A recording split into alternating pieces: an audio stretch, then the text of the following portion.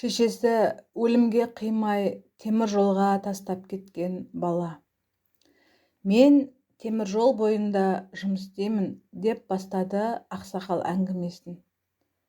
Қазіргідей күз айы. Әдетімше темір жолда тексеріп келе жатып, жылаған сәбидің дауысын естідім. Елең ете қалдым. Кешкі уақыт. Жан-жағыма қарасам, темір жолдың үстінде ораулы жатқан көрпені көрдім. Сәби даусы сол орамнан шығатын сияқты. Жан-жағымда тірі жан жоқ. Неде болса деп барып көрпені ашсам, ішінде құндауықтаулы жатқан бөбекті көріп, есім шығып кетті.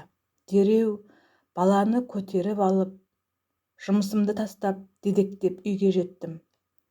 Әйелім алдымен тіксініп қалса да, сәбиді құндақтан шешіп еді, жаңа туған қызылшақа ұл бала екен. Өзімізде қыз бала бар еді. Дегенмен сәби әйелімнің жүрегін елжіретіп жіберді. Нәрестенің түрі қазаққа да, орысқа да ұқсамайтын қара домалақ бала.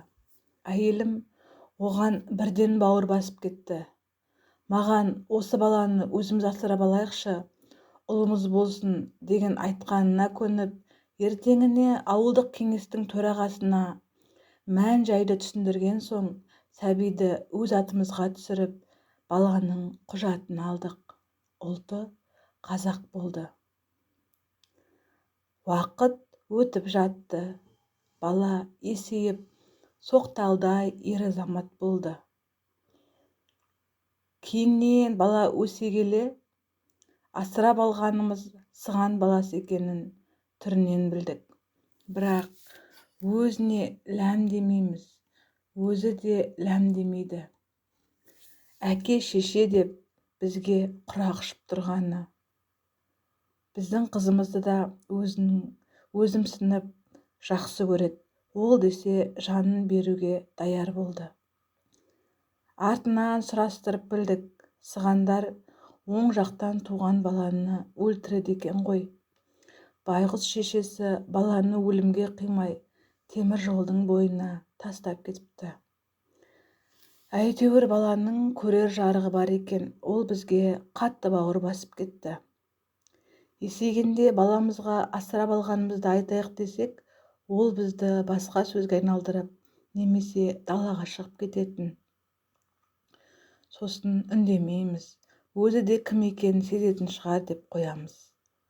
Мектепті бітірген соң оқуға түс деп едік, оқытамыз деп. Баламыз жұмыс істеп сіздерге көмектесемін, сосын қарындасымды оқытамын деді. Оған да көндік. Өзінің сүйген қазақ қызына үйлендірдік.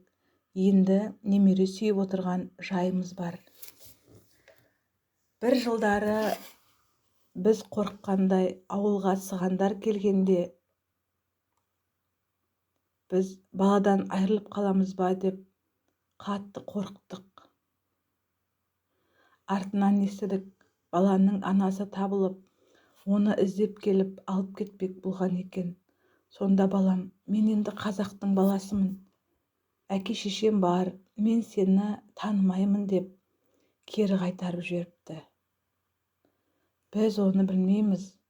Кейіннен жан-жағымыздағы жұрттан естіп, кемпіріміз екеуміз бір қуанып, бір жылап алғанбыз. Шүкір, қазір баламыздың өзінің жеке шаруашылығы бар. Қарындасын тұрмысқа өзі ұзатты, және оған ылғи қамқор болып жүргені. Бүгін зейнеткермін. Қара домалақ, бұйра бас баламның арқасында қиындық көріп отырғаным жоқ.